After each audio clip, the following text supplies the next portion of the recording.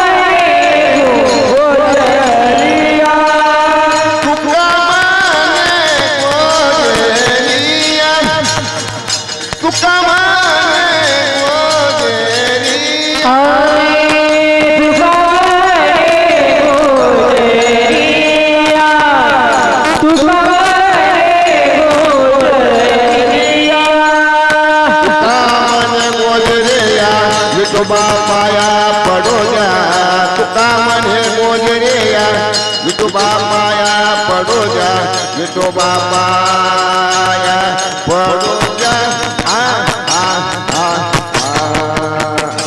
कोणा कोणी धरिना दिवे कोणा कोणी धरिना दिवे तुकामणी गोजरिया विठोबा तुकामणी गोजरिया विठोबा पडूजा विठोबा पडूजा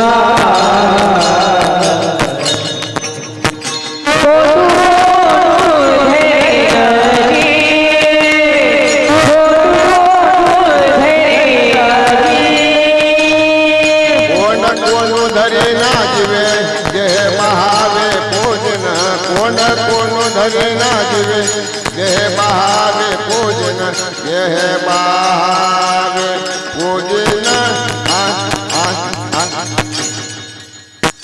कोणा कोणी धरना दिवे कोणा कोणी धरना दिवे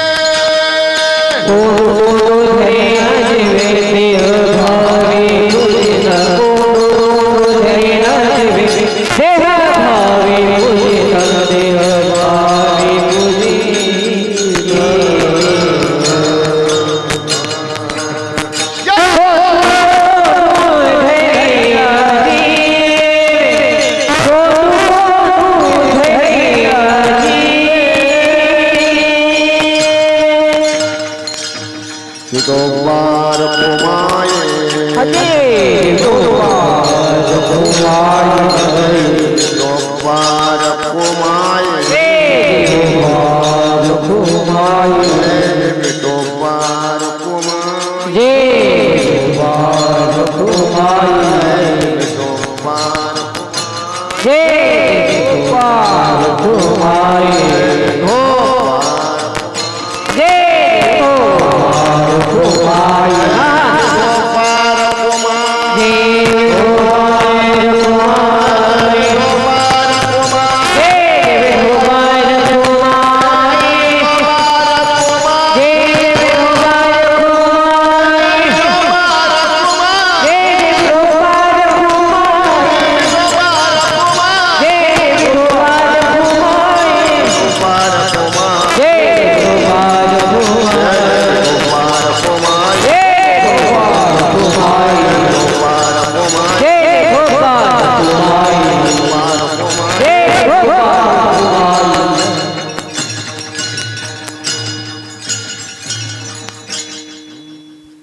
पावना दीनानाथ नारायणा तुझे रूप माझे मने राहो नाम जपो मने पतित पावना दीनानाथ तुझे रूप माझे मने राहो नाम जपो ब्रह्मांड नायका विश्वजनाच्या पालका तुझे रूप माझे मने राहो नाम जपो मने ब्रह्मांड नायका विश्व जगाचा पालका तुझे रूप माझे मने राहो नाम जपो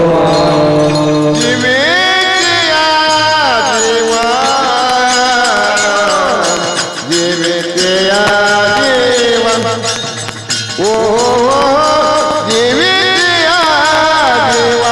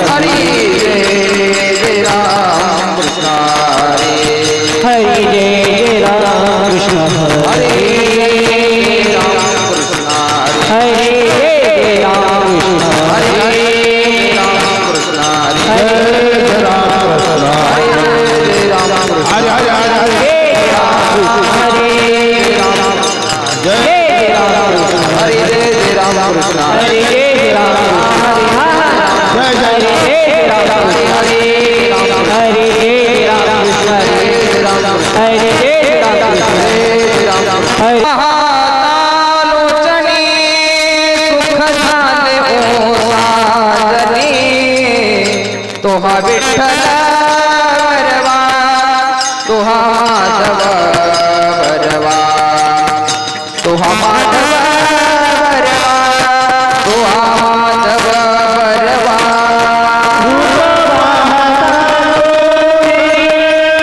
शुभ झाले रूप पाहता शुभ झाले सजने तोहा विठ्ठल वरवा तोहा माधव वरवा तोहा माधव वरवा बहुत सुखदासी मन विठ्ठल आवडी तोहा विठ्ठल वरवा तोहा माधव वरवा तोहा माधव वरवा तोहा माधव वरवा माझ्या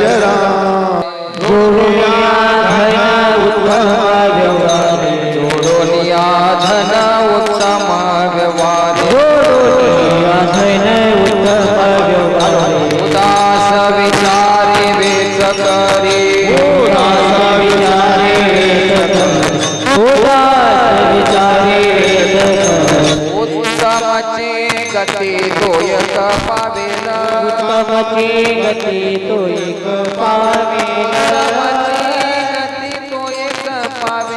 उत्तमची गती तो एक पावेल उत्तम भोगील जीव खाणे उत्तम भोगील जीव खाणे हॅलो हॅलो हॅलो पर उपकारिणी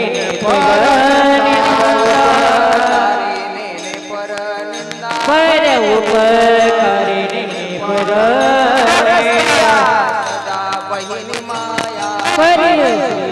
सदा बहिणी माया परिश्रिया सदा बहिणी माया दया गायी पशूंचे पालन पुतलया गाई पशुचे पालन पशुचे पालन पुतलया गाई पशुचे पालन जीवन वना गातिल्या जीवन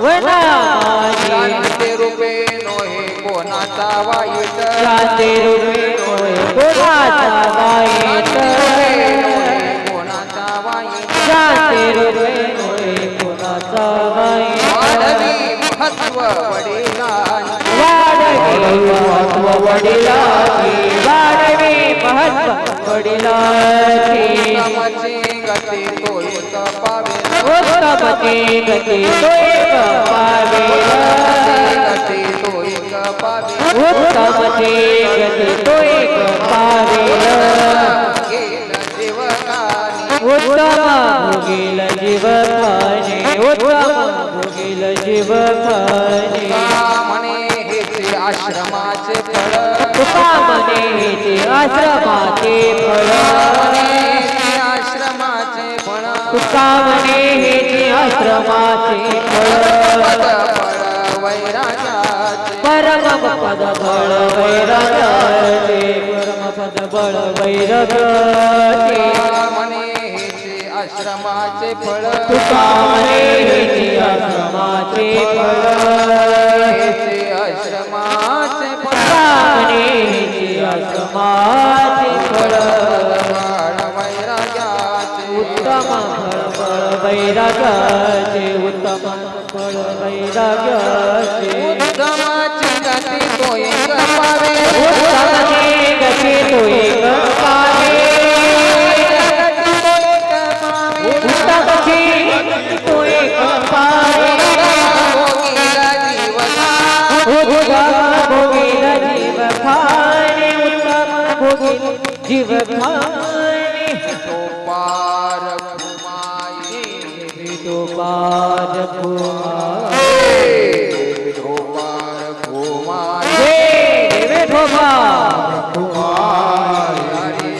पार घुमाई देवे ठोबा हरी तो पार घुमाई देवे ठोबार भूमाई तो पार घुमाई देवे ठोबार भूमाई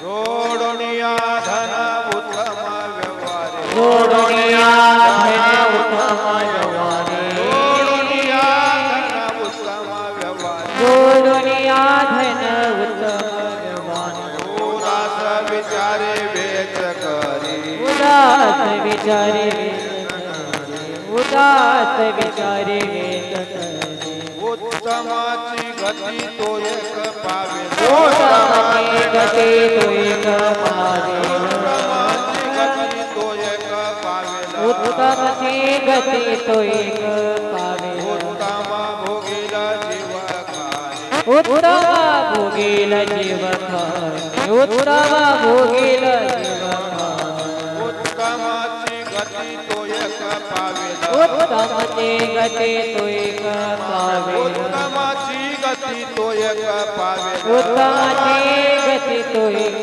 पावे उत्तम भोगील जीव खाणे उत्तम भोगील जीव खाणे गुरुर साक्षात परब्रह्म तस्मै श्री गुरुवे नमः समचरण सर्व सरोजं सन्द्रनीलाम्बुदां जगन्नाहितपानिमण्डनानां तरुणतुलसीमाला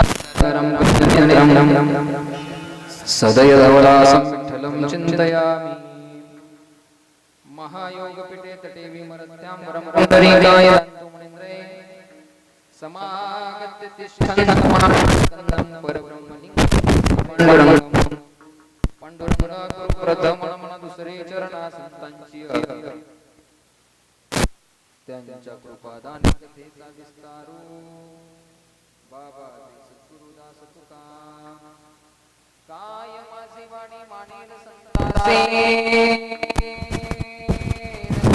चित्तासी आपुलिया अरुण माझी उतरे सलगितीले कुरी केली पायी मस्तक हे पायावरी या वारकरी संतांच्या प्रतिवर्षी पंढरपुरा जाती महाद्वारा हरी भेटी अलंकापुरी रम्य सिंहासन स्तंपदां भुजतेजस स्फुर्ति प्रदेशं विधिन्द्राज देवे सदा स्तूयमानं समाधिस्थमूर्ति वसे ज्ञानदेवम् ओम नमो ज्ञानेश्वरा करुणाकरा दयाळा तुमचा अनुग्रह लादलो पावन झालो चराचरी नमो सद्गुरु तुकया ज्ञानदीपा नमो सद्गुरु सच्चिदानंद रूपा नमो सद्गुरु भक्त कल्याण मूर्ती नमो सद्गुरु भास्कर पूर्ण कीर्ती सेवेलागी सेवक झालो तुमच्या लागलो निश्चरणा आहो स्वामी तुकिया देवा यावरी न करावा अवेरू सहज निळे उदकी वया तुम्ही रक्षिलिया निज सत्ते अहो स्वामी तुकिया देवा यावरी न करावा अवेरू निळामणे धराल हते निळामणे धराल हते तरी द्यालमते निरुपम अहो स्वामी तुकिया देवा यावरी न करावा अवेरू जोडोनिया धन उत्तम व्यवहारे जोडोनिया धन उत्तम व्यवहारे उदास विचारे वेच करे उत्तमचे गते तो एक पावे उत्तम भोगील जीवखानी परोपकारी नेने परनिंदा परस्त्रिया सदा बहिनी माया उत्तमचे गते तो एक पावेल उत्तम भोगील जीवखानी भूतदया गायी पशूंचे पालन तान्निल्या जीवन वना माझे उत्तमचे गते तो एक पावे उत्तम भोगील जीवखानी शांती रूपेनो हे कोणाचा वाईट वाढवी महत्त्वचे उत्तमचे गते तो एक पावे उत्तम भोगील जीवखानी तुका हेची आश्रमाचे फळ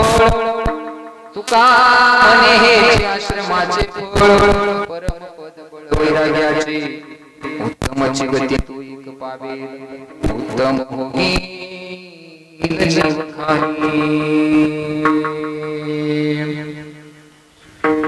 जोडोनिया कर चरणी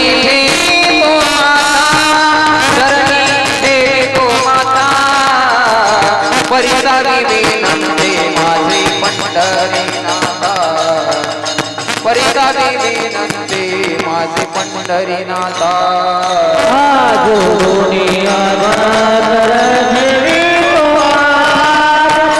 ठेवितो परिसा विनंती माझ्या पंढरी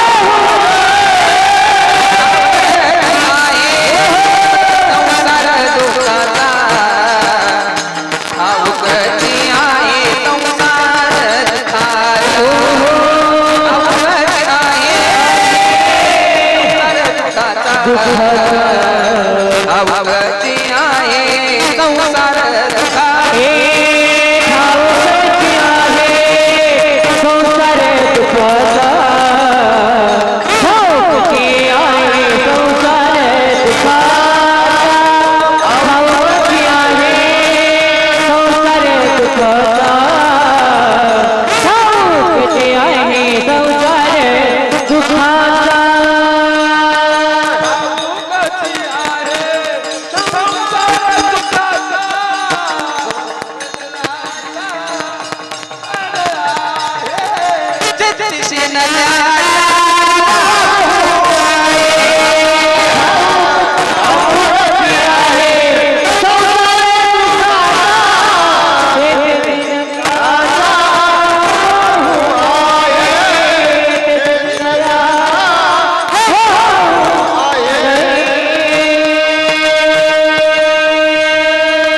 ठाऊकची आहे संसार दुःखाचा.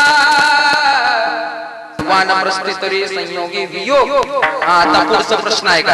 आणि संकल्पितो त्याग, संन्यासी तो त्याग संकल्पाचा. आता संन्यासी कोणाला म्हणावं? सगळ्या गोष्टीचा संकल्प करायचा आणि संकल्प केलेल्या गोष्टीचा त्याग करायचा, याला संन्यासी म्हणायचं. जीवनामध्ये संकल्प करणं हे चुकीची गोष्ट नाही, पण केलेल्या संकल्पाबद्दल ममत्व धारण नाही करणं याला संन्यासी जीवन म्हणतात. एक ओबी देतो ज्ञानोबा पुढे चालतो. मी आणि माझे आईचे आठवण विसरले जयाचे अंतकरण पाळता तो संन्यासी जाण. कोणता? संन्यासामध्ये दोन प्रकार आहेत बरं का.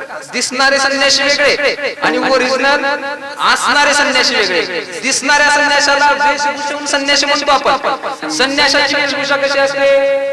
भगवे कपडे घातलं आणि कपाळाला भस्म लावलं, बरोबर आहे ना.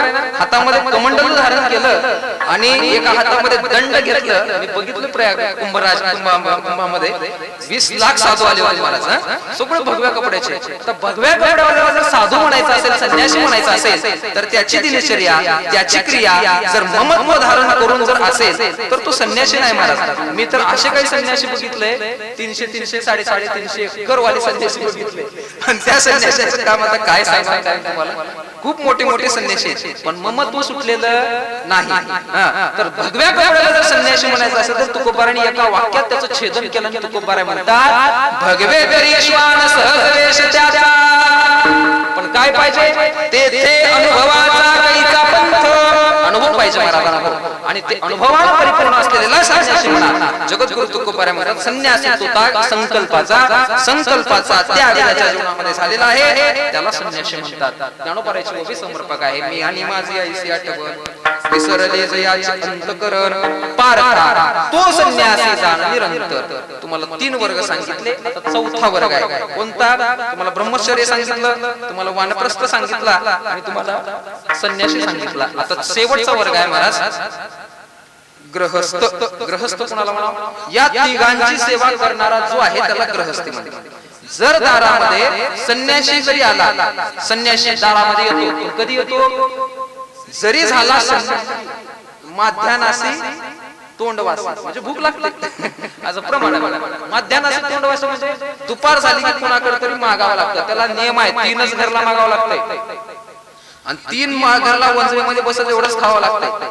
संन्यासाचा नियम आहे. आणि जर दारामध्ये संन्यासी आला, ब्रह्मचारी आला, वानप्रस्थ आला, तर या तिघांची सेवा करण्यासाठी जगद्गुरु तुकोबारा म्हणतात त्याला गृहस्थ आश्रमांनी त्या तिघांची सेवा करायची. आणि त्या गृहस्थ आश्रमी माणसाला, त्या गृहस्थ आश्रमाच्या वर्गाला जगद्गुरु तुकोबारा उपदेश करतात आणि सांगतात बघा तुम्ही जन्माला आल्यानंतर काही गोष्टीची तुम्हाला गरज आहे. जन्माला आलेल्या प्रत्येक व्यक्तीला गरज आहे. कोणत्या कोणत्या गोष्टीची गरज आहे?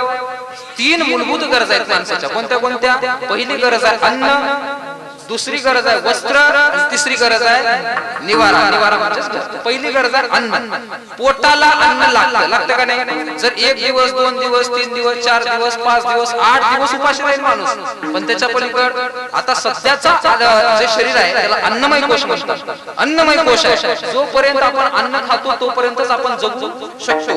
प्राणमय कोश, अन्नमय कोश, रुधिरमय कोश असे कोशाचे प्रकार आहेत. तसं अन्नमय कोश आहे कलियुगामध्ये. आणि या अन्नमय कोश असल्यामुळे जेवलं तरच जिवंत राहू शकतो आपण.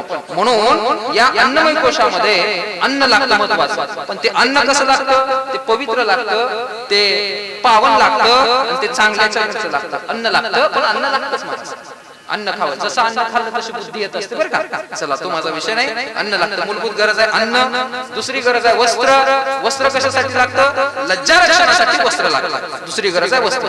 आता आपल्याला महत्वाचा पॉइंट आहे तिसरी गरज निवारा. निवारा म्हणजे घर. घर म्हणजे वास्तू. वास्तू म्हणजे बांगलेला बंगला. दिवसभर माणूस कुठं का जाईना, दिवसभर काम करायला कुठं का जाईना, पण संध्याकाळी कुठेतरी मुक्कामाला, कुठेतरी टेक्याला, कुठेतरी विश्रांतीला येण्यासाठी काय लागतं? घर लागतं. तुम्हाला आम्हालाच लागतं याचा विषय नवल नाही. तुम्हाला आम्हालाच लागतं याचा नवल नाही. पावसाळ्यामध्ये सुद्धा आपल्याला निवांत घरामध्ये झोपा यावी म्हणून त्या न बोलता येणाऱ्या चिमणीला वाटतो काय वाटतं? चिमणी घरट बांधावं. असं कुण्या चिमणीनं कधी तर बघा किती मस्त गुंतलेलं असते. चिमणी मस्त घरट गुंतलेलं असते. कुण्या इंजिनियर कडे गेली नाही, कुठंच नाही, पण घर आपला पण लागते महाराज. घर तसं घर असतं, ते घर लागतं. ते घर कसं असावं तर ते चांगल्या कमाईनं, चांगल्याच्या भावनेनं, स्वतःच्या कष्टानं आणि आपण बांधलेलं घर जर असेल ना तर त्या घरामध्ये आराम झोप लागते बरं का. आराम झोप लागते. नाहीतर मग आपण घर बांधून सुद्धा जर त्या घरामध्ये पावित्र्यता नसेल, त्या घरामध्ये देवदेव जर नसेल, त्या घरामध्ये जर देवाच्या मंदिराचा उच्चार नसेल, किंवा त्या घरामध्ये जर पूजा नसेल, त्या घरामध्ये जर टाळ नसेल, तर त्या घरामध्ये शांतता नसते. शांतता. वैकुंठवासी प्राप्त स्मरणे गुरुनाम गुरु विठ्ठल महाराज सांडोळकर महाराज सांगायचे. विठ्ठल महाराज सांडोळकर सांगायचे बघा, कुठून रीती आली की, कुठून वाळू आली की, कुठून सिमेंट आले की, कुठून धोंडा आला की, कोणता इट वाला कसला आहे की, कोणता बांधकाम वाला कसला आहे की. घर बांधत असताना कोणी काय असं काही पावित्र्य ठेवून बांधत नसतं महाराज. कोण मिस्त्री कसला की काय नाही की, हे सगळे लोक येऊन घर बांधत असताना बांधल्यानंतर हे अपवित्र ठिकाणाहून आलेल्या वस्तू सुद्धा, आता गंगाखेडची गंगाखेडून आलेली वाळू जर असेल, तिथून सगळेजण हस्ती समर्पित केलेला असतो आपण त्या, आणि तिथून जर अपवित्र झाली जर वाळू असेल गंगेमधून आलेली, आणि ते जर आपण घराला बांधलो तर ते अपवित्र होईल का नाही? मग त्याला जर पवित्र करायचं असेल तर त्या पवित्र करण्यासाठी आपल्याला नामचिंतन करावं लागतं. आणि त्या घरामध्ये सूक्ष्म पद्धतीने जे दडलेले दोष आहेत, जे सूक्ष्म पद्धतीने दडलेले जे पाप आहे, जे सूक्ष्म पद्धतीने दडलेले जे विकार आहेत, त्या विकाराला, त्या षडविकाराला, त्या क्रोधाला, त्या कामाला, त्या वासनेला, त्या विकाराला जर पळवून लावायचं असेल तर तुम्ही भगवंताच्या नामाशिवाय प्राप्ती नाही. जर देवाचं नाव घेतलो तर तुमच्या अंतःकरणातले, तुमच्या घरातले दोष किंवा पाप बाजूला जातील. दड दड दड दड दुड दुड दुड दुड पळ सुटला गडी काळा बापुडी आरे. कशानं? शिवनाम शिकळमुखी सेवी पाक कापडी आरे. पण देवाचं नाव घेतलं अजून काय फायदा होईल महाराज? हरे उच्चार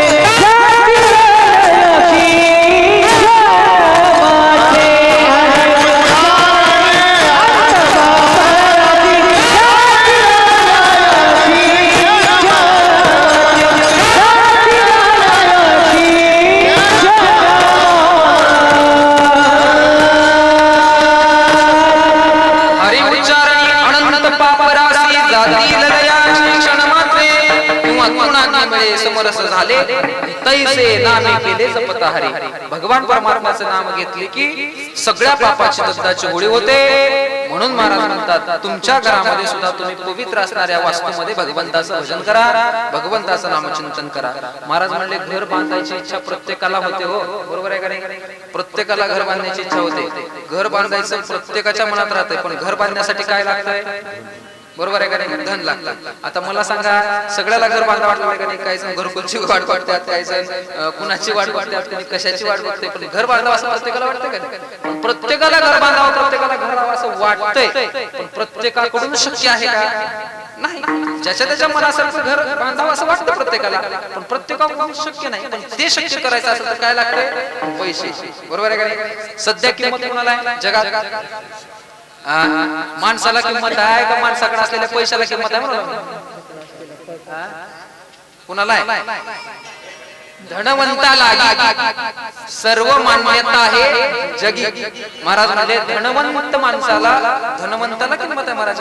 आणि ज्याचं दिवाळी निघालंय त्याच्याकडे कोणी बघणार. बरोबर आहे का? दिवाळी निघणाऱ्याकडे कोणी बघणार. जगद्गुरु तुकोबाराय सुद्धा म्हणले 17व्या वर्षी तुकोबारायची पत्नी वारली, आणि तुकोबारायची पत्नी वारल्यावर तुकोबारायच्या घरी अन्न नव्हतं खायला. स्त्री एक अन्न करिता मेली. तुकोबारायची बायको काय खावा खायला काय नव्हतं घरामध्ये, म्हणून प्राण सोडले हो तुकोबारायच्या पत्नीनं. हो बरोबर आहे का? आताच्या महाराजाचे कसं आहे, काय खावं चाललंय घरात, सरना गेले. तुकोबारायचं काय चालू होतं? स्त्री एक अन्न करिता मेली. तुकोबारायने काय म्हणले बघा, बरे झाले देवा निघाले दिवाळे, बरे या दुष्काळी पिढा गेली. बरं झालं देवा गेल तर गेली, असल्या दुष्काळामध्ये कुठला आणून घालू, हे तुकोबारायचं म्हणणं होतं. पण घर बांधण्यासाठी, प्रपंच चालवण्यासाठी, त्या सगळ्यासाठी पैसा लागतो महाराज, पैसा. आणि जर पैसा नसेल का नाही, कोणी किंमत देत नाही महाराज. पैशाला नाव 3 आहेत बरं का? कोणते नाव आहेत? 3 नाव आहेत पैशाला. सांगू का नका? पैशाला सदैव असले की लोक कसं बोलतात, नसले की कसं बोलतात. पैसे नसाव आणि लोक म्हणा ए इकडे, पाळण्यात ठेवलेलं नाव वेगळं. हो, आणि त्या पाळण्यात ठेवलेल्या नावाला काय म्हणतात? एक जर माणूस पैसे नसला त्याचं दिवाळी निघाली, त्याचं नाव ठेवते परशुराम. आता परशुराम परशुरामचं दिवाळी निघालो, पैसेच नाहीत लोक जवळ. ए परशा इकडे, हे 20 रुपये घे आणि विमला काय म्हणतात? विमला पैसे घे विमला. कुणीच त्याला किंमत देणार, कुणी नीट बोलणार, आणि त्याला ते लाट लागली कर्मधर्म संयोगाने. मोबाईलवर एकदम करोडपती झाला. 1 लाख 1 करोड रुपये आले त्याच्याकडे. 1 करोड आल्यावर मग त्यांना आता काय बाबा, पैसे झाल्यावर मग त्याला लोक लगेच बदलली भावना. परशु इकडे या. लगेच पुन्हा पैशामध्ये त्यानं गाडी फिरल्यावर लगेच परशुराम इकडे या. आता माणसाचं नाव पण बदलली काय वृत्ती? संकोचित असणारी वृत्ती अशी आहे महाराज. पैसे जेव्हा आले तेव्हापर्यंत आपल्या भाव बदलण्याची भावना वेगळी असते, पण अंतःकरणात ठेवलेलं किंवा नाव तेच असतं. म्हणून पैशाला किंमत देणारा हा समाज आहे, पैशाला किंमत देणारी ही जनता आहे. पण माणसाला किंमत जोपर्यंत तुम्ही आम्ही देणार नाही तोपर्यंत जीवनामध्ये तुमचा आमचा विकास निर्माण होणार नाही. तुकोबाराय म्हणतात बघा, जोपर्यंत बाकीच्या तर सोडा समाजाचं, घरचे सुद्धा देत नाहीत. घरचे धनवंता लागी सर्व मान्यता आहे जगी, किंवा धनवंत पुरुषासी नारी लवथव करी जैसी, कुटकाली गुणिष्मान जैसी पुच्छालवी. काय म्हणले? धनवंत पुरुषासी नारी लवथव करी जैसी, कुटकाली गुणिष्मान जैसी पुच्छालवी. शिपूट हलवल्यासारखं ते सांगत नाही मी, पूर्वार्ध सांगतो. तत्व त्याच न्यायानं आपल्यावर सुद्धा तशीच प्रेम करणारी माणसं आहेत दादा. पैसे कमवा, कसे कमवा? जगद्गुरु तुकोबाराय सांगतात, चांगल्या कर्मानं कमवा. आपल्या वाटेला जे काही काम आलेलं असेल त्या कर्माशी एकनिष्ठ राहा. कर्मण्यवाधिकार असते मा फलेषु कदाचन. कर्म करा, कर्म केलेल्याचा अभिमान अंतःकरणामध्ये धारण करू नका. जे ज्याच्या वाटेला कर्माला असेल, ज्याच्या वाटेला जे काही कामाला असेल ते इमानदारीने काम केलं की त्याच्यामध्ये भगवान परमात्मा आपल्याला पूर्ण वेळ देत असतो, आणि त्याच्यामध्ये भरभरून असा हजार देव देत असतो. आणि त्या कर्माशी एकनिष्ठ राहा. जो कोणी कर्माशी आपल्या स्वतःशी एकनिष्ठ असतो, आणि जो कर्म चांगलं करून आपण धन कमवतो, आणि ते कमवलेलं धन उत्तम प्रकाराने जर कमवलेलं धन असेल, धर्म अर्थ काम आणि मोक्ष 4 पुरुषार्थ आहेत महाराज. कोणते कोणते? धर्म अर्थ काम आणि मोक्ष. धर्म जर टिकवायचा असेल तर अर्थ पाहिजे. धर्मसत्ता आणि राजसत्ता एका जागी आल्यावरच विकास होतो. धर्मसत्ता आणि राजसत्ता एकत्रित आली तरच कुठेतरी देव देश आणि धर्म टिकत असतो. मी काय सांगतो परत तुम्हाला, नुसती धर्मसत्ता असूनही चालत नाही, आणि नुसती राजसत्ता असूनही चालत नाही. धर्मसत्तेला राजसत्ताही पाहिजे, आणि राजसत्तेला धर्मसत्ताही पाहिजे. काही काळ भारतामध्ये धर्मसत्ता होती पण राजसत्ता नव्हती, काही काळ धर्मसत्ता नव्हती पण राजसत्ता होती, तरीही जमलं नाही. आता दोन्ही असल्यामुळं अयोध्येमध्ये भव्य दिव्य असं भगवान रामचंद्रांचं मंदिर झालं. त्याला धर्मसत्ताही लागते आणि त्याला राजसत्ताही लागते. राजसत्ता आणि धर्मसत्ता जर एकत्रित नांदत असेल ना त्यावेळेस भगवान प्रभू रामचंद्रासारख्या या महान देवाचं मंदिर न भूतो न भविष्यती या भारतामध्ये निर्माण होत असतं. त्याला धर्मसत्ताही लागते म्हणून राजसत्ताही लागते. पहिला पुरुषार्थ आहे धर्म, दुसरा पुरुषार्थ आहे अर्थ. धर्मावरच अवलंबून अर्थ आहे, पण तो अर्थ स्वरूपानं वापरण्यात आला तर त्याचा जर त्या प्रपंचामध्ये जर धनाचा संचय करत असताना नुसतं धन कमवून जर आपण प्रपंचच करत असो तर तुकोबारा म्हणतात धन मिळवणी कोटी सवे नयरे लंगोटी. अरे आपल्याकडे किती धन आहे याचा विचार करू नका. किती धन होतं महाराज राजा रावणाकडे, पण त्या धनाचा उपयोग, त्या धनाची क्रिया भगवंताकडे न केल्यामुळं राजा रावणाची लंका सोन्याची होती, पण शिल्लक मात्र काही नाही. तो सांगाते कवडी गेली नाही. तुका म्हणे ज्याची संपदा एवढी आणि सांगाते कवडी गेली नाही. पण आपल्याकडे जर 100 रुपये आपण कमवलो तर त्या 100रातले 10 रुपये भगवान परमात्म्यासाठी, देवासाठी, देशासाठी आणि धर्मासाठी खर्च केले पाहिजे. 1 लाख रुपये जर आपली कमाई असेल तर 1 लाखातले 10,000 रुपये आपण 10% हिस्सा आपण धर्मासाठी, देवासाठी, देशासाठी खर्च केला पाहिजे. तरच ते धन टिकत असतं. म्हणजे जर ते धन टिकावं. एक माणूस लय श्रीमंत होता, आमचे इंगळे महाराज सांगायचे, लय श्रीमंत माणूस होता. श्रीमंत माणसाला जरा नाद राहते कशाचा. एक 10 रुपयाचे 20 कसं करावं, 20चे 100 कसं करावं, 100चे 1000 कसं करावं, 1000चे 10,000 कसं करावं, 10,000चे 1 लाख कसं करावं, 1 लाखाचे 10 लाख कसं करावं, 10 लाखाचे 1 करोड कसं करावं. हे नाद राहते जरा. तसा त्याला नादच होता. मग चांदीचे कपाट चांदी भरून, सोन्याचे कपाट सोने भरून, पैशाचे कपाट नोटा भरून सगळं असं होता. आणि त्यानं एका माणसाला पैसे दिलता आणि ते म्हणलं हो का पण उपयोग काही नाही, स्वतःसाठी खर्च करायचं नाही, कुणाला दान बी द्यायचं नाही आणि घरला काही सामान द्यायचं नाही, काही खर्चायचं बी नाही, उपयोग घ्यायचं नाही. उगळ गाठीला गाठी दोतराला गाठी बांधून राहायचं. आणि श्रीमंत एवढा माणूस. आता ह्याचं काही धन कामाचं आहे का मला सांगा. स्वतःही उपयोग घेत नाही, दुसऱ्याला बी खर्च करत नाही आणि देत नाही. आता त्याचं धन त्या कपाटात ठेवून काय वाढणार आहे का, काहीच नाही. एक माणूस चप्पळ होता आमच्या योगेश्वर सरकार आणि म्हणले किती झाले पैसे तुमचे, काही 50,000 आणि व्याज किती झाले 5,000. तुम्ही देणारे घेणाऱ्यापैकी नाही, 55,000 रुपये घ्या, 50,000 ते 5,000 व्याज आणि अजून काही दुसरे 2,000 घ्या. म्हणजे कशाचे 2,000. ते म्हणले काहीच नाही, तुमच्याकडे जेवढे पैसे, जेवढं सोनं आहे, जेवढे चांदी आहे, जेवढे नोट आहेत फक्त मला डोळ्यानं बघू द्या. म्हणलं काय फक्त मला एकदा डोळ्यानं बघू द्या. ध्यान ठेवून रात्री चोर घरला येऊन घेऊन जावं म्हणलास का काय. अजिबात नाही. 20-25 फुटाच्या लांबून थांबून बघतो मी, फक्त कपाट उघडे करा. माझ्या डोळ्याने एकबार बघितलो हो बघितलो. मग काम झाले 2,000. म्हणलं फुगड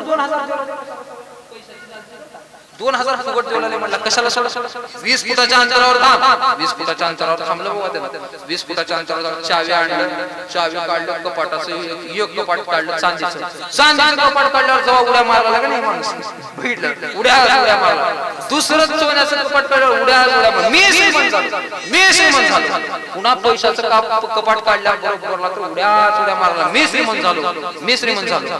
त्यानं जे कपाट काढलं का त्यानं थांबच नाही गेला हिच्या उड्या मारायला. ह्याला आनंद नाचलाच. त्यानं जवळ आला डोस करणार हात फिरवला. माझे माय पैसे दुरून बघून तू काही श्रीमंत रे, त्याचा उपभोग घ्यावा लागते म्हणाले. कोण शिकले ते कपाटाची चावी उघडणार. ह्याने म्हणले तुझ्यात माझ्यात का फरक, तू बी बघूच उठली की मी बी बघूच लागला. तसं धन मिळवून उपयोग नाही तर त्या धनाचा खर्च करणं आणि धनाचा उपभोग घेणं याच्या किंमत आहे. म्हणून धन जरूर मिळवा, पण मिळवलेलं धन धर्मासाठी, देवासाठी, देशासाठी आणि स्वतःसाठी त्याचा उपभोग घ्या, आनंद घ्या. पैसे मिळाले ना त्याचा उपभोग करा, पण मिळवा. कशा पद्धतीने मिळवा, चांगल्याच कामाला मिळवा, चांगल्याच कर्माला मिळवा, चांगल्या पद्धतीनं मिळवावं, चांगल्याच कामासाठी खर्च करावं. जर कोणी चांगल्या पद्धतीने मिळवत असेल, चांगल्याच कामासाठी खर्च करत असेल तर त्याचा हेवा भगवान पांडुरंग परमात्म्याला वाटतो, चांगल्या गतीला प्राप्त होतो. पण धन मिळवा, उत्तम प्रकाराने धन मिळवा, उत्तम मार्गानेच खर्च करा. अभंग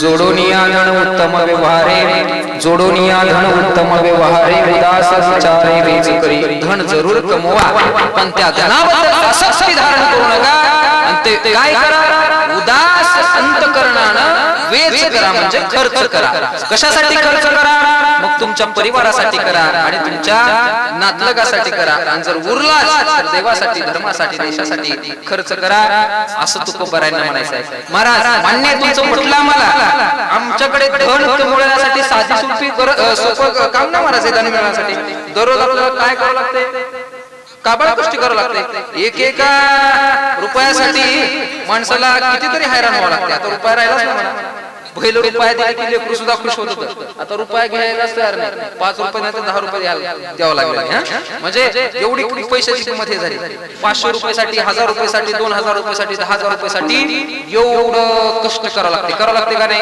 प्रत्येकाच्या वाट्याला कोणतं का असं ना कष्ट करावं लागते मला सांगा पैशासाठी एवढं कष्ट करून जर ते पैसे कमवायचे असेल सगळ्यात जास्त जर कष्ट कुणाला असेल माहिती आहे का पैसे कमवण्यासाठी कुणाला कष्ट आहे जास्त पैसे कमवण्यासाठी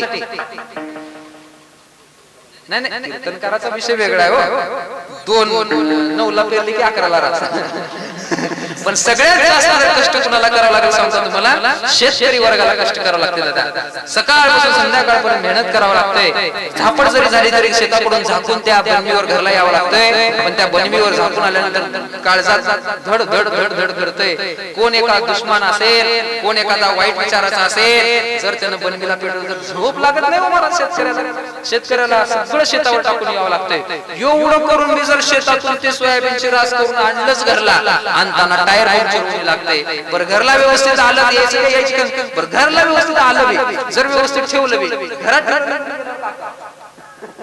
अवघड सगळ्या भानगडी काय मग घरला आल्यावर घेऊन ठेवल्यावर बी पुन्हा त्याचा भाव नाही शेतकऱ्याच्या मालाला भाव अजिबात भाव नाही शेतकऱ्याच्या मालाला भाव नाही कुणाकडे सांगा काय सांगू आणि या संसारामध्ये एवढं दुःख आहे अनेक दुःखे सांगू किती संसाराचं प्रमाण सांगतो तुम्हाला अनेक दुःखे सांगू किती सकळ संसाराची स्थिती न साह्य पाषाण भय का अपचित्ती भरला असेल जर संसाराचं दुःख जर धोंड्याला सांगला तर धोंडा उलट म्हणल्यात तू गोबर धोंड्याला सांगतात 4200 4300 4500 4600 भाव एवढा भाव राहते का सोयाबीनला अरे सोयाबीन विकणारे माणसं एवढे हैराण आहेत महाराज एवढे परेशान आहेत सोयाबीनला भाव नाही 6,000 रुपयाला सोयाबीनची बॅग काढली कितीला 6,000 रुपयाला सोयाबीनची बॅग काढलेल्या ते पाण्याने अर्ध नासून गेले तरी सुद्धा एवढी परिस्थिती बेकार शेतकरी वर्गाची एवढ्यातून जर निर्माण झालेला पैसा असेल संचय केलेला पैसा असेल सगळ्यात जास्त शेतकऱ्याला करावं लागते कष्ट कशासाठी पैसे कमवण्यासाठी जर मिळालेले पैसे असतील तर ते पैसे तुम्ही उपयोगात आणा स्वतःसाठी खर्च करा घरासाठी खर्च करा देशासाठी खर्च करा देवासाठी जमलं तर खर्च करा, पण हे खर्च करत असताना त्या मिळालेल्या पैशाबद्दल आसक्ती बाळगू नका. जर वासना जर त्या पैशावर ठेवलात तुम्ही तर काय होईल? वासना कशात जर गुंतून राहिली तर तसा त्याला जन्म घ्यावा लागतो बरं का. जन्म घेणे लागे वासनेच्या संगे. जड भरत राजाला सुद्धा जन्म घ्यावा लागला. कशामध्ये वासना गुंतलेली होती? जड भरत राजाने ते हरणाचं पिल्लू जवळ केलं. हरणाचं कसं होईल, हरणाचं कसं होईल, हरणाचं कसं होईल, याच्यामध्ये मरणाचं कसं विसरला. आणि तो जो मृग ध्यासाने आला तो मृगत्व पावला. यम यम वापी स्मरण भाव त्याच्या ते कलेवरम तम तमे वैती कौंतेय सदा तद भाव भाविता अंतीची आमती साचपण पुढिले गती. जे जे जे मरणी जे आठवे तो तेची गती ते पावे. म्हणून मातीची आत्वा स्मरावे पैंडुक मरा. मरणाच्या टायमाला जर वासना त्याच्यामध्ये गुंतली, जन्म घेणे लागे वासनेच्या संगे. जर तुम्हाला त्या पैशामध्ये, धनामध्ये, या घरामध्ये, सगळ्यामध्ये जर वासना गुंतली तर तसा जन्म घ्यावा लागतो दादा. म्हणून वासना गुंतू देऊ नका. काय करा? जरूर धन कमवा, पण धन कमवल्यानंतर त्या धनाचा खर्चही असं मनसोक्त करा. कमीत कमी 50 लाख रुपयाचं घर बांधा वाटलं की 50 लाखाचं घर बांधायचं. 2 लाख रुपये जर एखाद्या हॉलला लागत असतील तर 2 लाख रुपये. मला सांगा काही ठेवून पुन्हा काय करायचं का? मला तर म्हणतो मी कुठलीच गोष्टी कमी ठेवली नाहीत या घर बांधताना.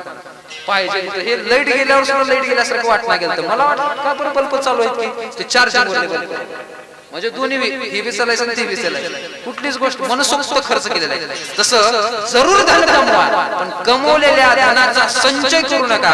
संचय करा, पण संचय केलेल्या धनावर ममत्व धारण करू नका. तर मन मोकळ्या पद्धतीने खर्च करा. तुकोबारे म्हणतात जोडून या व्यवहार उत्तम व्यवहार आहे, पण उदास विचारे वेच करी म्हणजे खर्च करी. महाराज मी धन कमिवलो आणि उत्तम प्रकाराने धन कमिवलो आणि मनसोक्त पद्धतीने खर्च केलो तर आम्हाला काय प्राप्त होईल? अभंगाच्या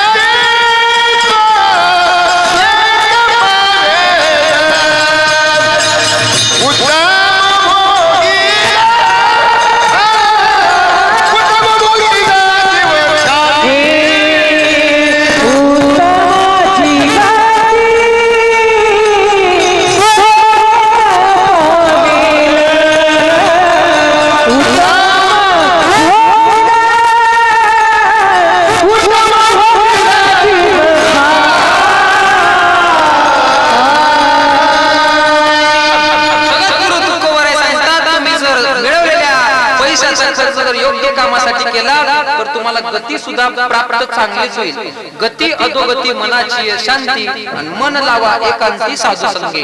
गती चांगली मिळण्यासाठी सुद्धा कर्म चांगले पाहिजे आणि तुमचा व्यवहार सुद्धा चांगला पाहिजे. मग काय होईल महाराज? उत्तमची गती तो एक पावेल आणि उत्तम भोगी जीवखानी. जीवखानीमध्ये कोणत्याही जर 84 लक्ष जीवखानी. कोणत्या 84 लक्ष जीवखानी. महाराज काही जणाला लाकडाच्या जन्माला जावं लागतंय, झाड व्हावं लागतंय, काही जणाला पशु व्हावं लागतंय, काही जणाला जलचर व्हावं लागतंय, काही जणाला खेचर व्हावं लागतंय, काही जणाला भूचर व्हावं लागतंय. आणि एवढे एक कोटी कोटी फेरा आणि मग लागे वारा मनुष्य देहाचा. मग पुन्हा माणसाच्या जन्माला यावं लागतंय. एवढं जर हे अवघड असेल, तुकोबाराय म्हणले बघा काय म्हणतो तुकोबाराय, जन्म कोणताही जरी मिळाला तुम्हाला तर चांगल्याच कामासाठी मिळेल. उत्तमची गती तो एक पावेल आणि उत्तम भोगील जीवखानी. महाराज म्हणजे लाकडाच्या जन्माला गेल्यावर कसं उत्तम भोग आहे म्हणलं. लाकडाच्या जरी जन्माला गेला असला तू तर सागवानाचं लाकूड होशील आणि ज्ञानोबारायची पालखी होण्यासाठी तुला मान मिळेल. पण उत्तमची गती तो एक पावेल. बरं महाराज कुत्र्याच्या जन्माला गेला, अरे कुत्र्याच्या जरी जन्माला गेलास तरी वाघ्या नावाचं पुत्र होशील आणि छत्रपती शिवरायांच्या सोबत राहशील. आणि ज्या दिवशी छत्रपती शिवरायांचा देह समर्पित झाला त्या चितेमध्ये उडी घेशील आणि स्वतःचा देह समर्पण करशील. कुत्र्याचा जन्म हो का भलते याती परिण चुक हरी भक्ती. महाराज म्हणजे जन्म कोणताही मिळो पण देवाच्या संगतीमध्ये संतांच्या संगतीमध्ये तुझा जन्म प्राप्त होईल.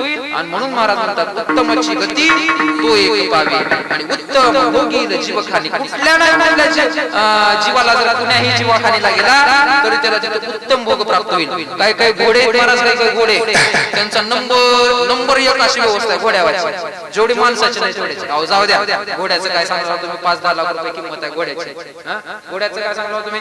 कुत्रे हो, कुत्र्याला बसायला गाडी, कुत्र पुढे बसतोय आणि त्याची ड्रायव्हिंग ते मालक करते. त्याला बसायला गाडी एसीची त्या कुत्र्याला, आणि त्या कुत्र्याला बसायला गाडी, त्याला पुसायला टायर वेगळंच, त्याला साबण वेगळी, त्याला फिरवायला नेते. एवढी व्यवस्था काय त्याने केलं असं? त्यानं काहीच नाही केली महाराज. त्याने एकच काम केलं. काय केलंय? उत्तम व्यवहारे आणि उदास विचारे. मग त्याला काय देह प्राप्त झाला? उत्तमची गती तो एक पावेल आणि उत्तम भोगील जीवखानी. बिस्किट खायला कुणाला? माणसाला मिळायला गेला कुत्र्याला बिस्किट अंग पुसायला कुत्र्याचं. काय पुण्य केलं असेल त्यानं? महाराज म्हणजे पहिल्याच्या जन्मामध्ये काय तर पुण्य केलंय, पुन्हाच भोगायला मिळाले त्याला. उत्तमची गती तो एक पावेल उत्तम भोगील जीवखानी. महाराज तुमच्याकडे हे जीवखानीला कोणत्या का जाणं तुम्हाला खऱ्या अर्थाने फलश्रुती प्राप्त होईल. महाराज हे पटलं मला हे सगळं तुमचं, पण तुमच्याकडे मिळालेलं जे धन आहे त्या धनाचा संचय करा, ते धन खर्च करा. बरं मिळवलेलं धन तुम्ही कुणाला तर उपकारासाठी लावा. उपकार कशाला म्हणावं? साने गुरुजीचा एक सुविचार आहे बघा. काय सुविचार आहे? साने गुरुजी म्हणतात केलेल्या उपकाराची परतफेड पुन्हा करून अपेक्षा न केलेल्या, अपेक्षा विरहित केलेलं सहकार्य याचं नाव उपकार. अपेक्षा विरहित केलेलं सहकार्य याचं नाव उपकार आहे. आपण हे उपकार करतो, मदत करतो, पण काय अपेक्षा ठेवतो? काहीतरी त्याच्याकडून आपण मिळावं याची अपेक्षा ठेवतो. ते उपकार होत नाही. पुन्हा कशाला म्हणतात? पुण्य ते परोपकार आणि पाप ते परपीडा आणि याशी नाही जोडा आणि कनिका. याला जोडा नाही महाराज. याला पुण्याला पुण्य म्हणजे पुण्य परोपकार आहे. तसं परोपकार जर तुमच्याकडून झालं, जगद्गुरु तुकोबाराय म्हणतात परोपकार नेने परनिंदा. परनिंदा म्हणजे दुसऱ्याची अजिबात निंदा करू नका. मला या गोष्टीबद्दलच तुम्हाला बोलायचं आहे. निंदा करणाऱ्याला जेवढं पाप लागतं का नाही, जेवढं पाप लागतं का नाही तेवढं जगात कोणालाच पाप लागत नाही असं शास्त्र सांगतं. एक दृष्टांत सांगतात ते उज्ज्वलन महाराज अच्युत बेटकर. उज्ज्वलन बाबा अच्युत बेटकर दृष्टांत सांगायचे. असा दृष्टांत बघा. एका गावामध्ये एक संन्यासी आला. संन्यासी मंदिरावर राहायचा, मिळालं ते खायचा. आणि ते संन्यासी एका दिवशी एका बाईनं म्हणली महाराज आमच्या घरी लई ताक आहे, घेऊन जातो का? ते म्हणलं महाराज घेऊन जातो. म्हणलं उन्हाळ्याचे दिवस आहे, बरं वाटते ताक प्यायला घेऊन जातो. त्या बाईचं घर गावच्या कडला गेला. महाराजांनी म्हणले ताक आता इथं कुठं बसून ठेवू द्या म्हणजे ताकाची डेचकी डोसक्यावर घेऊन निघाले. महाराज कडकडनं घरला मंदिरावर यायच्या. त्याच गावच्या शेजारला एक वन होतं, जंगल. त्या जंगलात असं भुजंग चालता सापाला बघितली वरून घारणीनं बरोबर उचलली, भरमदात धरली. सापाचं तोंड खाली लोळाले. साप आता त्या घारणीपासून वाचा म्हणून विषाच्या गरळा टाकला. कुणाला चावा त्या घारणीने वाचावं. विष त्या तोंडातलं सापाच्या आलं आणि बरोबर आकाश मार्गाने घेऊन चालते. खालून कोण चाललाय? हे संन्यासी महाराज. विष आलं त्या ताकात पडलं. महाराज आले मंदिरावर, ताक पिले, झोपले आणि अजून उठले. महाराज झोपले, तोंडाला फेस आला.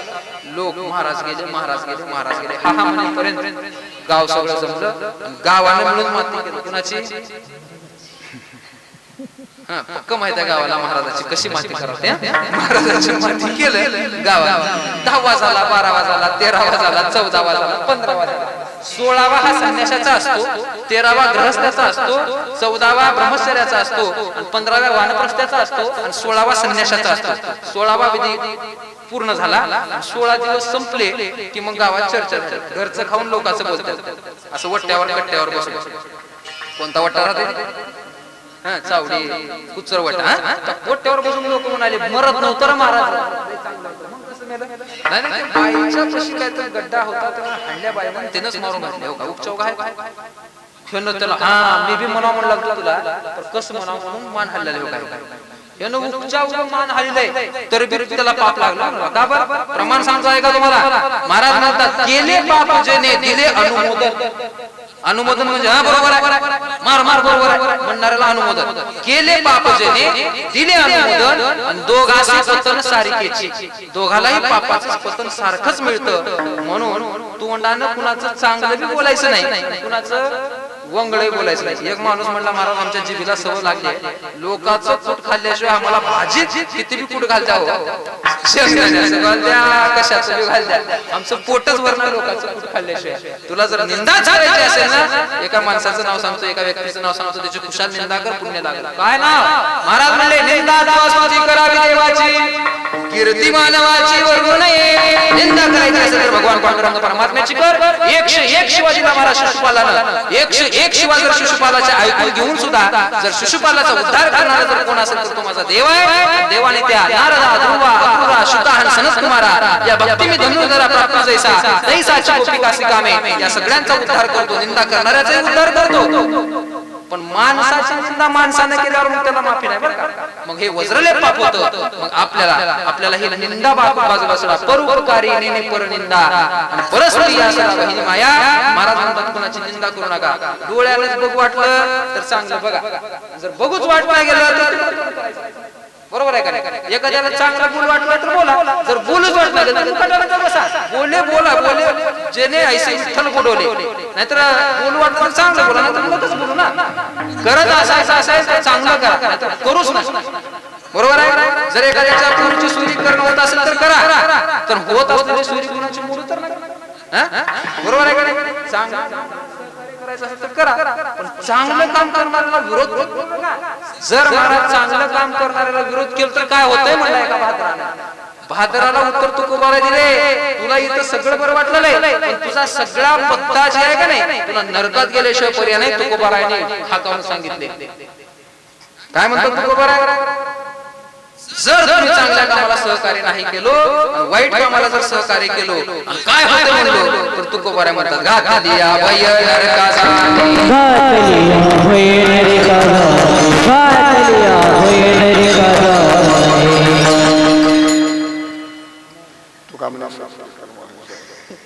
तुका म्हणे सत्य कर्म व्हावे साह्य, घातलिया भय नरकाचाने. महाराज म्हणले भय घातले. महाराज कशासाठी? सत्य कर्माला जर सहकार्य नाही केलो तर नरकात गेल्याशिवाय पर्याय नाही. म्हणून उपकार करा, पण किती करा? परोपकारी नेने परनिंदा. परनिंदा म्हणजे लोकांची निंदा करू नका. आपल्या तोंडाने लोकांची निंदा करणं म्हणजे फुकट लोकांचं पाप पदरामध्ये घेणं. म्हणून लोकांचं चांगलं जर झालेलं बघू वाटत नसेल तर कमीत कमी तुम्ही सहकार्य. काही काही लोक लेकर एखाद्याचं एमपीसी मध्ये परीक्षा पास झाला, भावकीतलं एमपीसीची परीक्षा. एमपीसीची परीक्षा म्हणजे तोंडाने कीर्तनात सांगितल्यासारखं नाही. एमपीसीची परीक्षा होणं म्हणजे लई तयारी करावं लागतं. सोपं आहे का ते? एमपीसीची परीक्षा पास होणं हे सध्याचा काळ खूप अवघड आहे. महाराज स्पर्धेचा काळ आहे, खूप कष्ट करावं लागते. 18 तास अभ्यास करावा लागतंय. आणि एवढी परीक्षा पास झालं, लेकरू नोकरीला लागलं म्हणून त्या बापानं आपल्या भाऊकीच्या सगळ्या मंडळीला 200-400 रुपये खर्च करून उदगीरला गेला, पेड्याचा बॉक्स घरला घेऊन आला. सगळ्या भाऊकीच्या घरी झाला, हे पेढा घ्या, माझं लेकरू लागलं, नोकरीला माझं लेकरू लागलं. वाटाव का नाही त्यातून त्याला? चुलता पेढा हातात घेऊन आलाय, घरच्या बाहेर गेल्या नाली टाकून. म्हणजे ह्याला काय वृत्ती म्हणतात? ह्याला पुढे जाणार नाही, पुढे जाऊ देणार नाही. आपल्या अंतःकरणातली वृत्ती जोपर्यंत निर्मळ होणार नाही तोपर्यंत तुमचं मनच चित्त शुद्ध तरी शत्रू मित्र होतील. व्याघ्र हे नका ते सरपत आहे. आपलं मनच पवित्र नाही महाराज. आपल्या अंतःकरणामध्ये लोकाविषयी एवढा क्रोध आहे, एवढी वासना बेकार आहे महाराज. एक दृष्टांत बघा, बिरबल आणि अकबर फिरायला गेले. बिरबल आणि अकबर, लोकांचं चैतन्य महाराज एक मुलगा सांगायचे. आणि बिरबल आणि अकबर फिरायला गेले, समुद्र किनाऱ्यावर गेले. एक हातामध्ये काठी होती, काठी घेतला त्या अकबराला रेष मारली. आणि रेष मारल्याबरोबर त्या काठीला म्हणला, या रेषेला हात लावायचा नाही, मोडायचा नाही, त्याच्या काहीच करायचं नाही, पण या रेषेला बारीक करून दाखवायचं.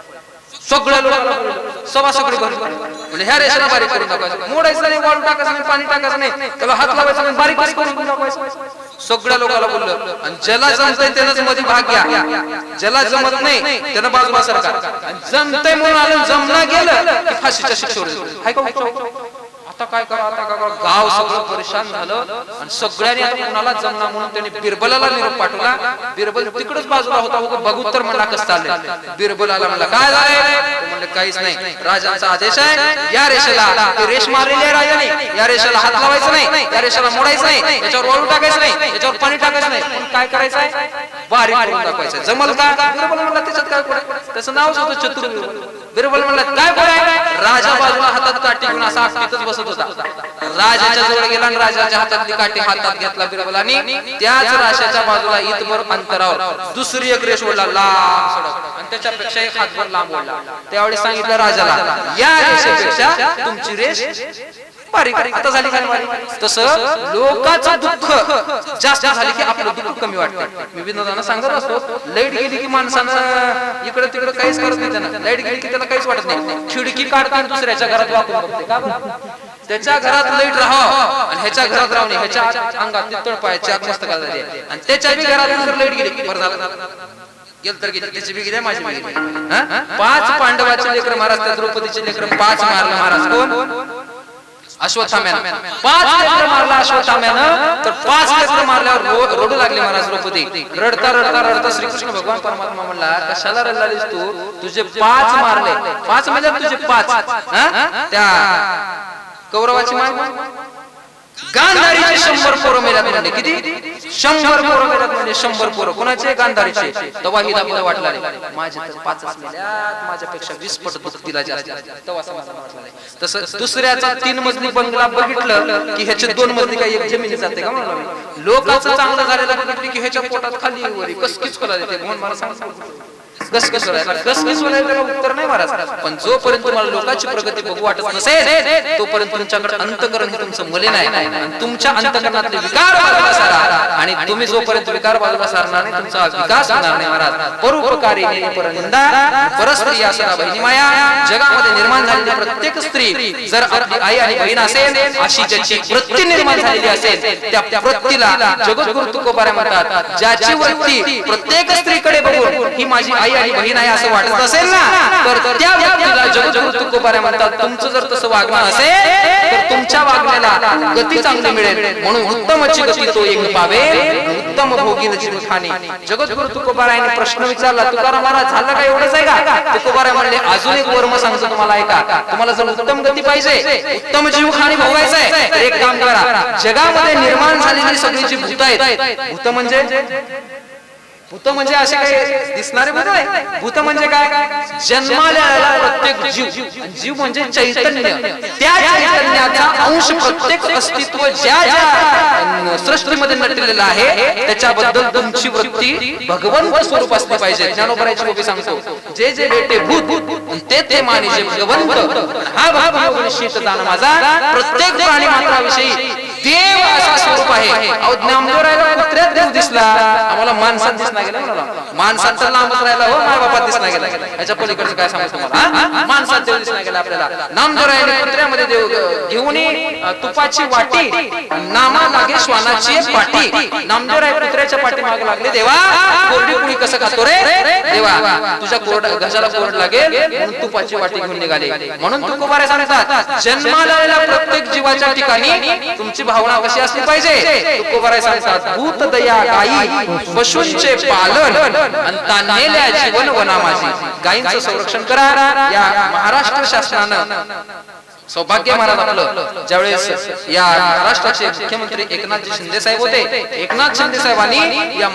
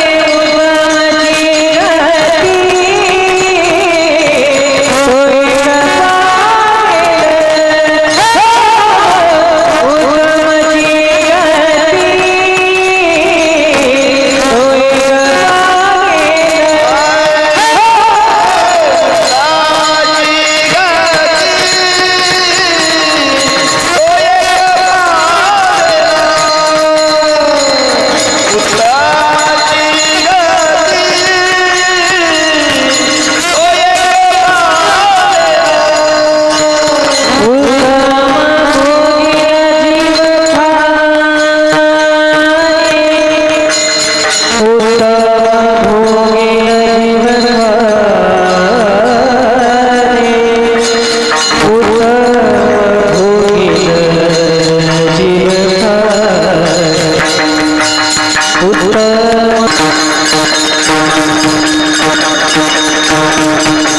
वा टाळी वाजवा सगळे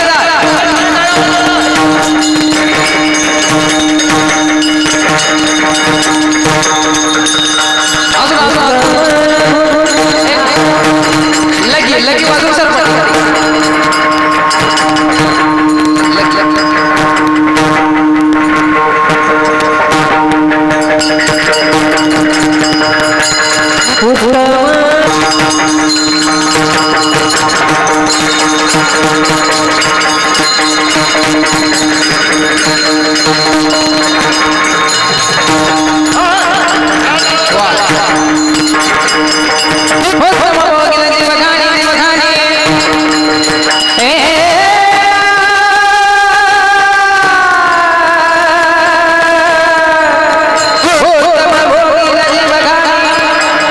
उत्तम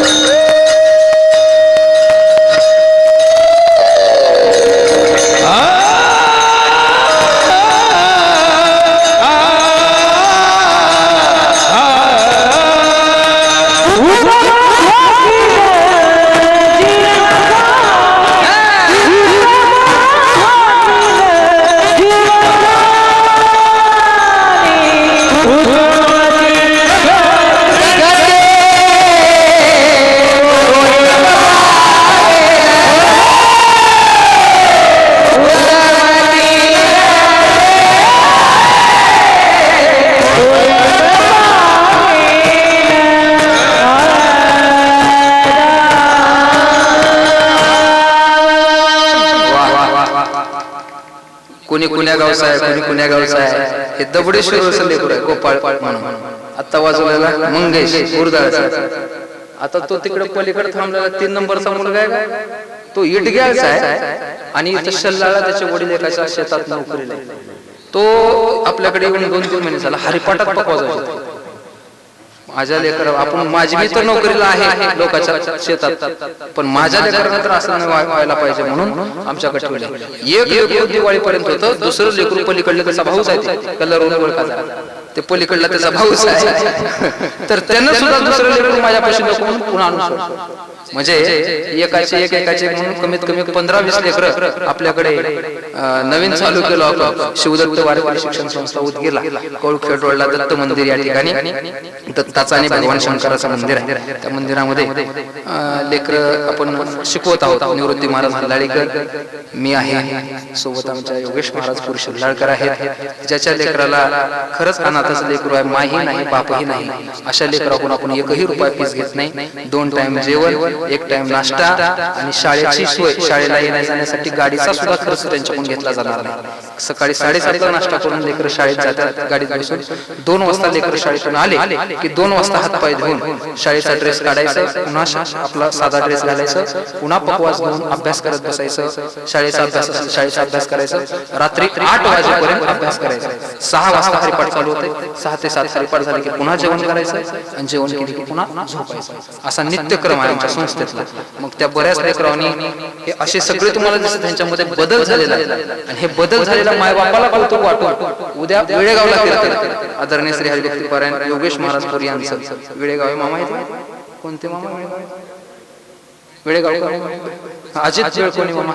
त्यांच्या पुण्यतिथी स्मरणानिमित्त महाराजांचं कीर्तन उद्या जाणार. हा मुलगा वेळेगावचा. उद्या फेटा बांधून बापाचा सकाळी कोणाला द्यायच्या वडिलांचा. उद्या माझ्या लेकराला आमच्या गावला वेळेगावला फेटा बांधून पाठवा म्हणून फेटे बांधून लेकर आहेत तयार. म्हणजे हे कसं आहे, यारे यारे लहान थोडे याती बरं त्या नारी नर करावा विचार झाला की चिंता कोणाची. हळूहळू हळूहळू शिकत गेलं तर वाढत जात आणि परमार्थ खुंटून चाललाय, महाराज कमी होत चाललाय. गावात टाळकडे नाही, पकवाज वाजवायला कोणी माणूस नाही. हे कुठं तर वळण लागलं पाहिजे. तसंच हे मी अजून कुणालाच गावातलं लेकरून टाका, तुम्हाला जोपर्यंत कळणार नाही तोपर्यंत टाका म्हणायची गरज नाही. आणि ज्या दिवशी तुम्हाला दिसेल त्या दिवशी तुम्ही वेळ निघून जाऊन पळून उपयोग नाही. जर तुम्हाला लेकर असे आपल्या पावलं खेळावं, नाचावं, हे पकवाज वाजवावं असं वाटत असेल तर मग तुम्ही विचार करा आणि माझ्याशी संपर्क साधा. बालूमामानं दिलेले लेकरू काही आहे ते मुक्कावरच्या शेतामध्ये एक लेकरू हंगरग्याचा माणूस नोकरीला मुक्कावरच्या शेतात काही लेकरू त्यांनी म्हणले महाराज ह्या लेकराला सांभाळा, त्याच्यापेक्षा ह्या लेकराला आपण 1-2 महिने झालं सोबत आहे आपल्या. हळूहळू प्रत्येक लेकराला हरिपाठ पाठ एक जण हे आपण म्हणले की त्यांना ते म्हणते त्यांना ते म्हणते. हळूहळू शिकत लेकर इथपर्यंत हरिपाठ पूर्ण झाले. आता काकड्याची तयारी चालू आहे.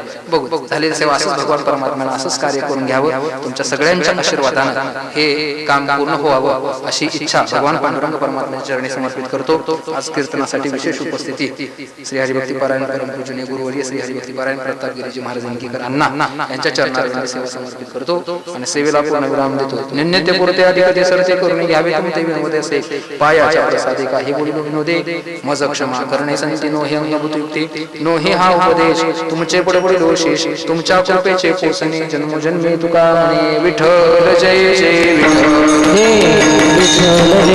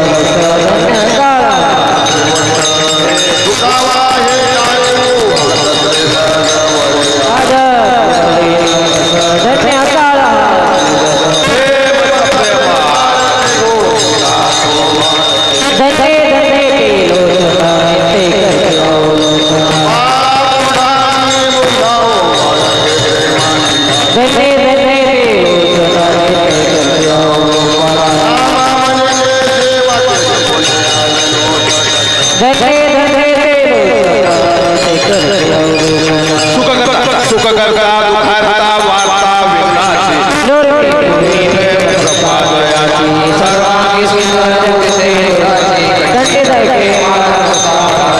जय जय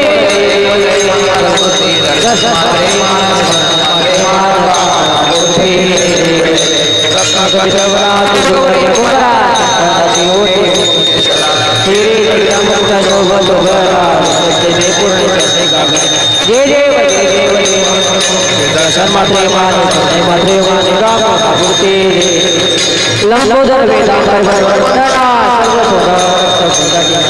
दास रामाचा संकष्टी बाबा जय जय मंगलमूर्ती कामना